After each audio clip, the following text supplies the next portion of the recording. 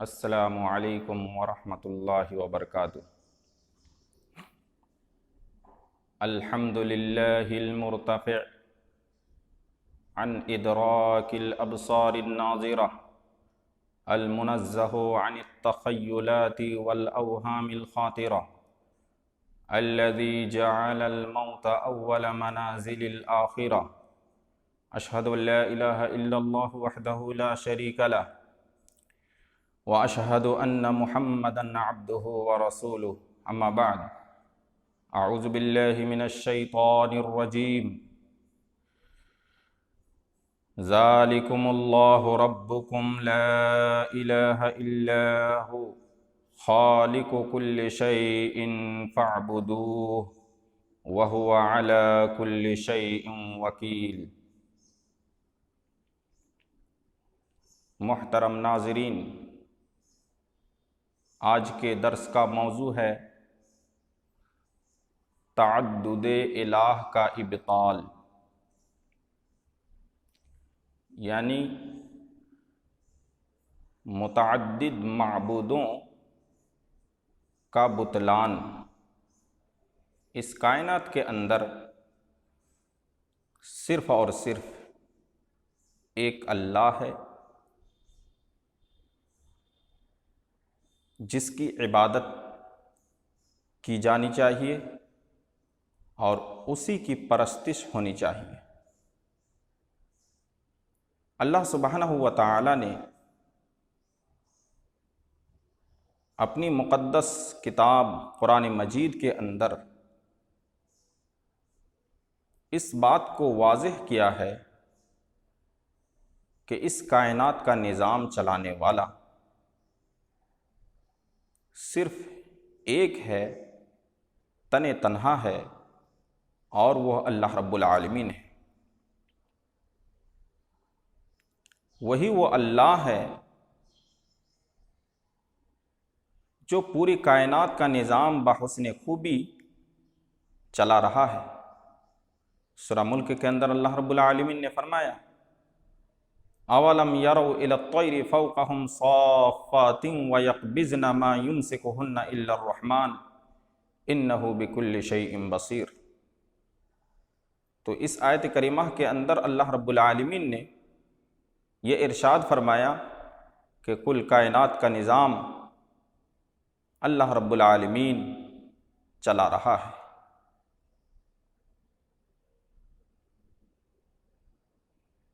ایک اللہ اور ایک معبود ہونے کی بہت سارے دلائل ہیں،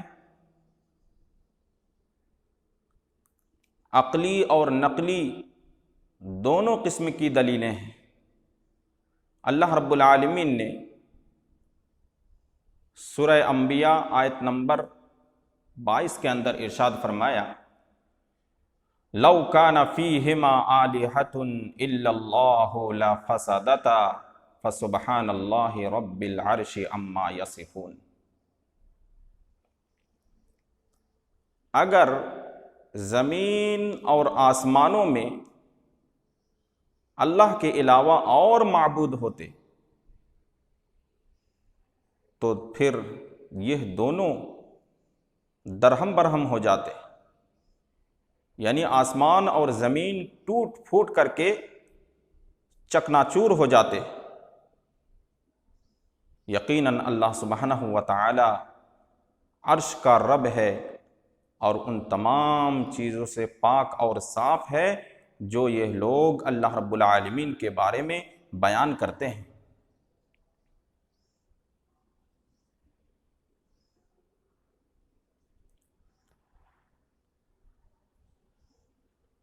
کسی اردو شاعر نے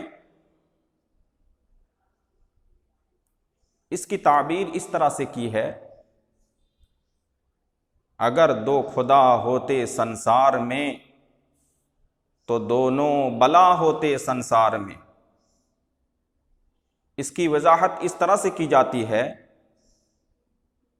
ایک خدا کہتا کہ آج دنیا میں بارش ہوگی، دوسرا خدا کہتا کہ نہیں، آج بارش نہیں ہوگی۔ اور دونوں کی باتیں ایک ساتھ چل جانا یا دونوں کا حکم ایک ساتھ لاگو ہونا یہ محال ہے۔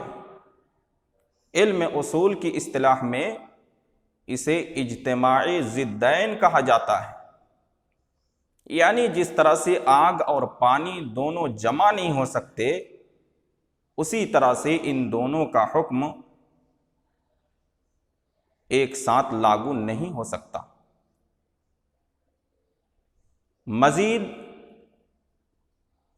اس دلیل عادی کا خلاصہ کرتا چلا جاؤں،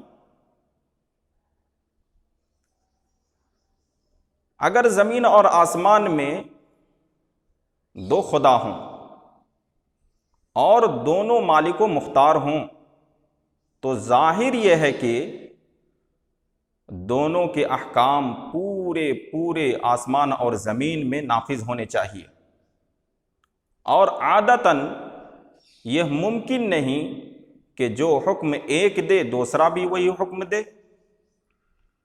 یا کسی چیز کو ایک پسند کرے تو دوسرا بھی وہی چیز پسند کرے۔ اس لیے کبھی نہ کبھی اختلاف رائے اور اختلاف احکام ہونا ناگزیر ہے۔ تو جب دو خداؤں کے احکام دنیا میں مختلف ہوئے تو نتیجہ ان دونوں کا فساد کے سوا اور کیا ہوگا؟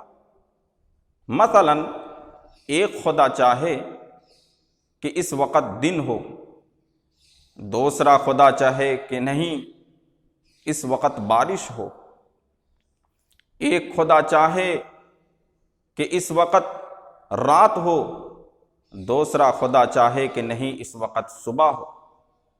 اس طرح سے الگ الگ حکم ہوگا اور الگ الگ باتیں ہوں گی تو پھر فساد برپا ہوگا۔ تو دونوں کے متضاد احکام کس طرح سے جاری ہوں گے؟ ظاہر سی بات ہے ان میں سے کوئی ایک مغلوب ہوگا، اور جو مغلوب ہوگا وہ عاجز ہوگا، اور جو عاجز ہوگا وہ خدا نہیں ہو سکتا، وہ مالک و مختار نہیں ہو سکتا۔ اور اگر کوئی شبہ کر کے یہ کہے کہ دونوں رائے مشورہ کر کے حکم جاری کیا کریں، تو اس سلسلے میں صرف اور صرف اتنا کہہ دینا کافی ہے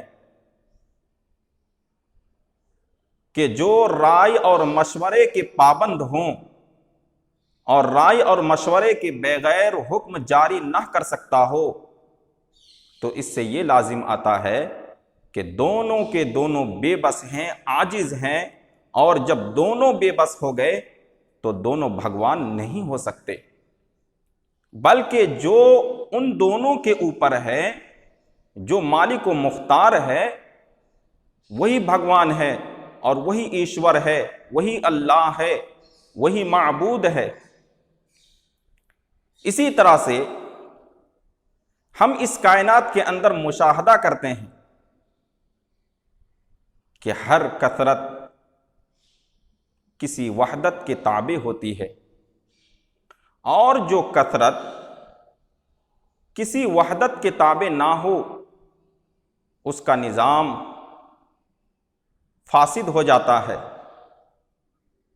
مثلا کلاس میں طلبہ کسی استاد کے تابع ہوتے ہیں، اور جب اسکول میں متعدد استاد ہوں تو کسی ہیڈ ماسٹر کے تابع ہوتے ہیں، جیسا کہ ہم لوگ شیخ الجامعہ مولانا اختر حفظہ اللہ کے تابع ہیں۔ اسی طرح سے کسی صوبہ میں یا اسٹیٹ میں کئی وزیر ہوں تو ان کے اوپر ایک وزیر اعلیٰ ہوتا ہے، اور متعدد مرکزی وزراء پر ایک وزیر اعظم ہوتا ہے۔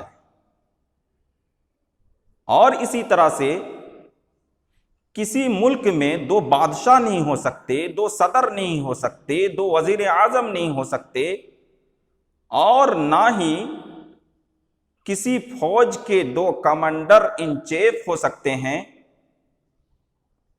یعنی دو سپہ سالار نہیں ہو سکتے، اور اسی طرح سے کسی ادارہ کے دو مینیجنگ ڈائریکٹر نہیں ہو سکتے، بلکہ ہر شعبہ کا مرکزی اقتدار صرف اور صرف ایک کے پاس ہوتا ہے، اور ہر کثرت کسی وحدت کے تابع ہوا کرتی ہے۔ تو جب کسی ادارہ کے دو مینیجنگ ڈائریکٹر نہیں ہو سکتے، کسی فوج کے دو سپہ سالار نہیں ہو سکتے، اور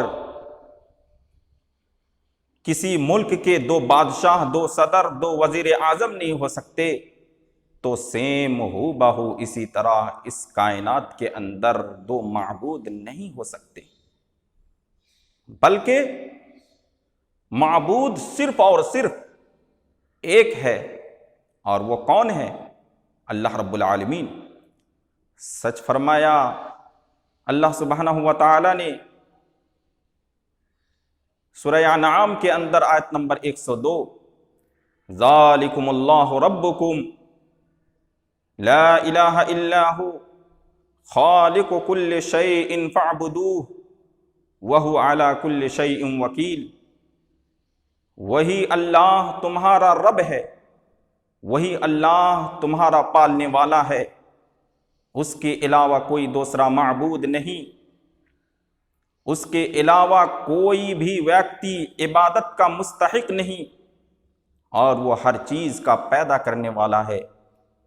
اے کائنات کے انسانوں، تم اسی کی عبادت کرو، اسی کی پرستش کرو، اسی کو پوجو، اور وہ ہر چیز کا نگہبان ہے۔ تو اس آیت کریمہ کے اندر اللہ سبحانہ و تعالی نے بالکل واضح کر دیا،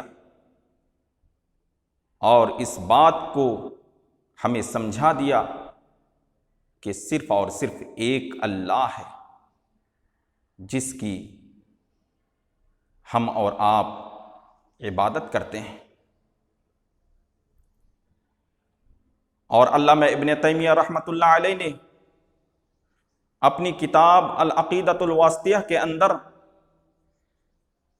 ذکر فرمایا، مَتَّخَذَ اللَّهُ مِن وَلَدٍ وَمَا كَانَ مَعَهُ مِنْ إِلَٰهٍ إِذًا لَّذَهَبَ كُلُّ إِلَٰهٍ بِمَا خَلَقَ وَلَعَلَا بَعْضُهُمْ عَلَىٰ بَعْضٍ سُبْحَانَ اللَّهِ عَمَّا يَصِفُونَ عَالِمِ الْغَيْبِ وَالشَّهَادَةِ فَتَعَالَ عَمَّا يُشْرِكُونَ۔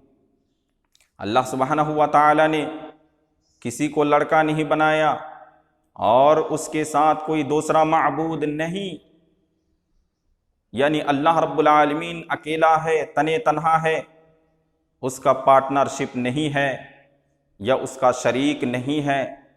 اگر ایسا ہوتا اذا لذهب كل الہ بما خلق، ہر معبود اپنی مخلوق کو لے لیتا، وَلَعَلَى بَعْضُهُمْ عَلَى بَعْضٍ، اور ہر معبود ایک دوسرے پر غلبہ حاصل کر لیتا۔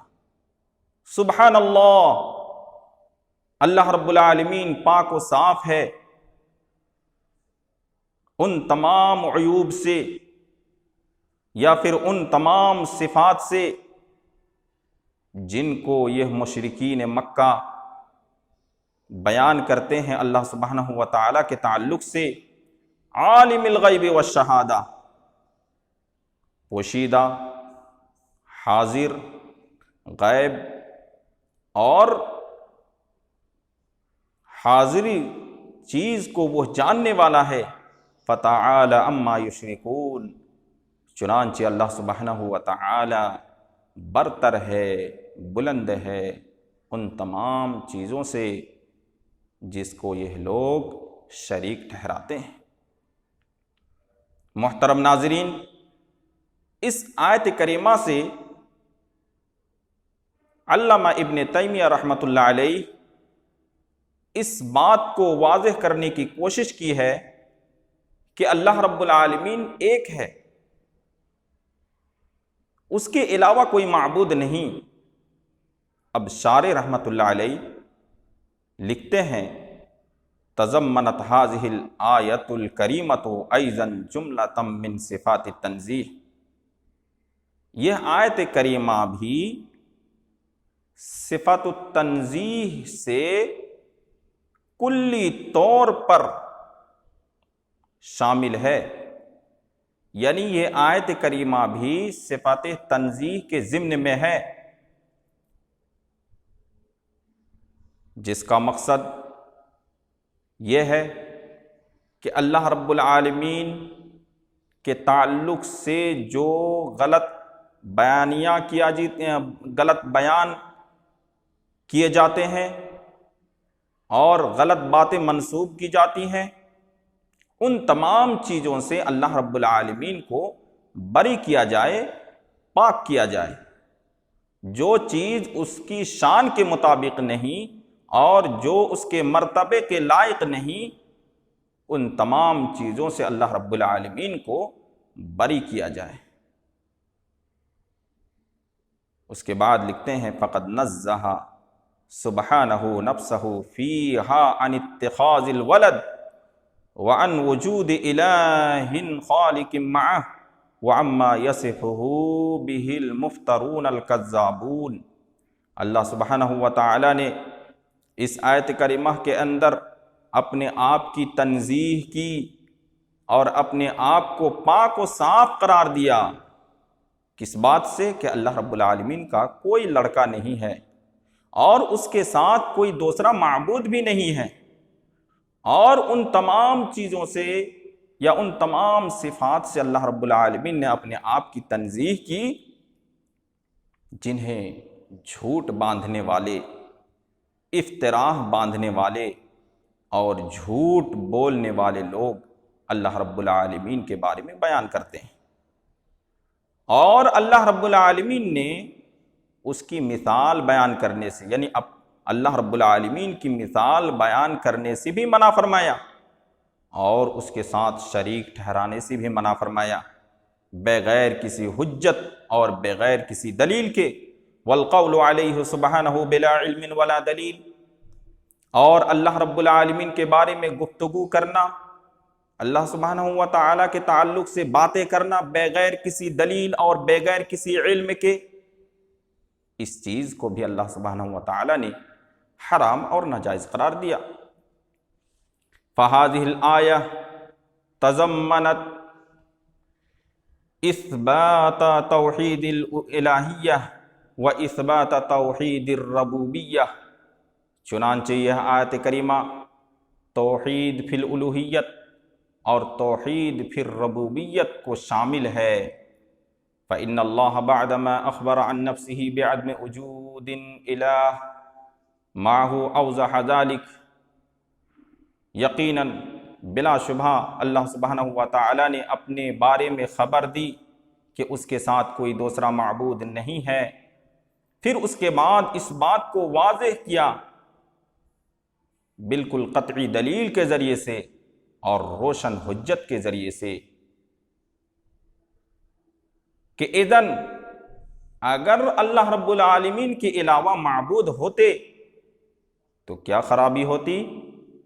اذ لو کان معہ آلہہ، اللہ رب العالمین کے ساتھ اگر کئی ایک معبود ہوتے، جیسا کہ یہ مشرکین لوگ کہتے ہیں، لَذَهَبَ كُلُّ إِلَٰهٍ بِمَا خَلَقَ، تو ہر معبود اپنی مخلوق کو لے لیتا، وَلَعَلَى بَعْضُهُمْ عَلَى بَعْضٍ، اور ایک معبود دوسرے معبود پر فوقیت حاصل کر لیتا اور بلند ہو جاتا اور ایک دوسرے کو پچھاڑنے کی کوشش کرتا، اور جب ایک دوسرے کو پچھاڑنے کی کوشش کرتا تو پھر اختلاف کا رونما ہونا ضروری تھا۔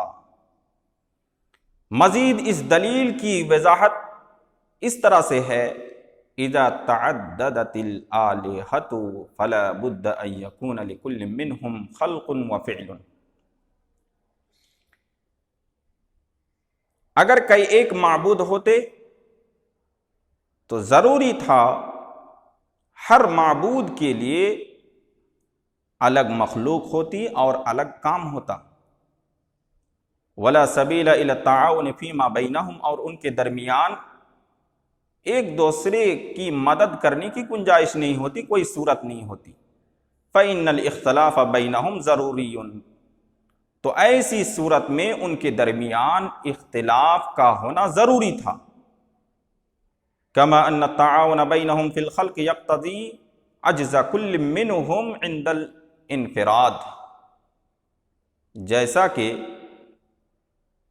اگر ایک دوسرے کی مدد کرنے کا سسٹم ہوتا کسی چیز کی پیدائش کے وقت، تو پھر ان میں سے ہر ایک کی بے بسی ثابت ہو جاتی کہ یہ تنہا کسی چیز کو پیدا نہیں کر سکتا۔ جب تنہا کسی چیز کو پیدا نہیں کر سکتا تو پھر وہ معبود اور وہ اللہ اور عبادت کے لائق کس طرح سے ہوتا؟ اس لیے اللہ سبحانہ و تعالی نے اس کی تنکیر کی ہے اور نفی کی ہے، اور کہا جب بے بس ہو گیا والعاجز لا یصلح الہا، عاجز کو معبود کہنا بالکل درست نہیں۔ کیوں؟ اس لیے کہ عاجز تو معبود ہو ہی نہیں سکتا۔ فلا بد ان یستقل کل منہم بخلقہ وفعلہ، تو ضروری یہ ہے کہ ان میں سے ہر ایک کے لیے، یعنی ہر معبود مستقل ہو اپنی مخلوق میں اور اپنے کام میں، یعنی کسی کا محتاج نہ ہو بلکہ خود مختار ہو، مالک کل ہو۔ وحینئذ فإما أن يكون متکافئین فی القدرۃ، اور اس وقت وہ لوگ سب کے سب برابر ہوں گے، یعنی جتنے معبودان باطلہ ہوں گے سب کے سب اگر برابر ہو گئے قدرت میں، لا یستطیع کل منہم ان یقہر الآخرین، تو ایسی صورت میں کوئی بھی ایک دوسرے کو پچھاڑنے کی طاقت نہیں پائے گا اور کوئی کسی کو مغلوب نہیں کر پائے گا۔ فَيَذْهَبُ كُلٌّ مِّنْهُمْ بِمَا خَلَقَ، تو ہر کوئی اپنی اپنی مخلوق کو لے لے گا اور اپنی بادشاہت کو الگ کر لے گا، جیسا کہ دنیا کے اندر بادشاہوں کا حال ہے۔ ہر کوئی اپنی رعایا کے ساتھ زندگی گزارتا ہے، یہ دنیاوی حالت ہے، اور اپنی بادشاہت کے ساتھ وہ تنہا ہو جاتا ہے۔ اذا لم یجد سبیلا لقہر الآخرین، تو ایسی صورت میں بھی ایک دوسرے کو پچھاڑنے کی کوئی راستہ نہیں پائے گا۔ وَإِمَّا أَن يَكُونَ أَحَدُهُمْ أَقْوَىٰ، یا تو پھر ان میں سے کوئی ایک سب سے زیادہ طاقتور ہوگا۔ تمام معبودان باطلہ میں سے کوئی ایک ایسا بھی ہوگا جو سب سے زیادہ طاقتور ہوگا اور ان کو پچھاڑ دے گا، اور وہ اکیلا ہو جائے گا، تنہا ہو جائے گا، اور اپنی تدبیر اور اپنی تخلیق اور کائنات کو چلانے میں وہ اکیلا ہوگا، تو وہی نا اللہ ہوگا۔ فلا بد اذا مع تعدد الآلہۃ، تو سن لو چند معبود ہونے کی صورت میں دو معاملے میں سے ایک معاملہ ضرور ہوگا، یا تو وہ ہر معبود کو لے کر الگ ہو جائے گا، یہ پہلی صورت ہے، اور دوسری صورت یہ ہے کہ ایک معبود دوسرے معبود پر غلبہ حاصل کرنے کی کوشش کرے گا۔ پہلی صورت میں یعنی ہر معبود اپنی مخلوق کو لے کر الگ ہو جائے گا، تو یہ ناممکن ہے، اس لیے کہ تنافر اور دنیا کے اندر اجزائے عالم کے انفصال کا تقاضا کرتا ہے۔ باوجود کہ ہم دیکھتے ہیں کہ یہ دنیا ایک حصہ دوسرے حصے سے جڑی ہوئی ہے، اور ایسا احساس ہوتا ہے کہ یہ دنیا ایک جسم کی طرح ہے، ایک کونا دوسرے کونے سے بالکل جڑا ہوا ہے، کوئی تفاصل نہیں ہے، کسی طرح کی جدائی نہیں ہے، تو اس طرح کا ہونا ناممکن ہے۔ تو اس سے یہ ثابت ہوا کہ جب دنیا ایسی حالت میں نہیں ہے تو صرف اور صرف ایک اللہ کا یہ اثر ہے۔ اور دوسری صورت میں کہ ایک اللہ دوسرے اللہ پر غلبہ حاصل کرنے کی کوشش کرے گا تو جو اللہ غالب ہوگا اور تمام معبودان باطلہ کو شکست دے دے گا وہی نہ اللہ ہوگا۔ یقتضی ان یکون الالہ هو العالی وحدہ، جو اللہ تنہا سارے معبودان باطلہ کو پچھاڑ دے وہی اللہ بلند ہے، برتر ہے۔ تو پتہ یہ چلا کہ اللہ سبحانہ و تعالی تنہا ہے، اکیلا ہے، اور اس کی دلیل عقلی طور پر بھی ہے اور شرعی طور پر بھی ہے، اور قرآن کریم کے اندر بے شمار دلائل موجود ہے۔ اللہ رب العالمین سے دعا ہے کہ اللہ تعالی ہمیں خالص ایک اللہ کی عبادت کرنے کی توفیق عطا فرما۔ آمین۔ السلام علیکم ورحمۃ اللہ وبرکاتہ۔